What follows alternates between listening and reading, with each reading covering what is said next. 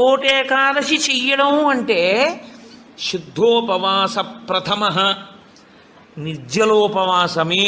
అంతకన్నా మరి నేను మినహాయింపులు ఇచ్చి చెప్పడం నా వల్ల కాదు.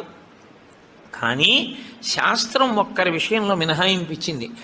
శరీర కష్టం చేసుకుని బ్రతికేవాణ్ణి మాత్రం ఉపవాసం చెయ్యమని నిర్బంధించవద్దు. వాడు పడిపోతాడు స్పృహ తప్పి, నీళ్ళు తాగకపోతే. కానీ అవకాశం ఉన్నవాళ్ళు మాత్రం తప్పకుండా చెయ్యవలసినదే, అంతకన్నా మార్గము లేదు. కాబట్టి శుద్ధోపవాస ప్రథమ నిర్జలోపవాసమే చెయ్యాలి. యథార్థమునకు మంచినీటి చుక్క కూడా ఇక ఏకాదశి తిథి నాడు పుచ్చుకోకూడదు. ద్వాదశి వచ్చింది, ఇక నువ్వు ఉపవాసం ఉండకూడదు. ద్వాదశి తిథి ఎందు ఉండగా, తిథి ఎందు పరివ్యాప్తమై ఉండగా నువ్వు ఉపవసించి ఉండకూడదు. మళ్ళీ వ్యతిరేక ఫలితం వస్తుంది. ద్వాదశి తిథి ప్రవేశించేసింది, ఇక నువ్వు పాలన చేసేయాలంతే.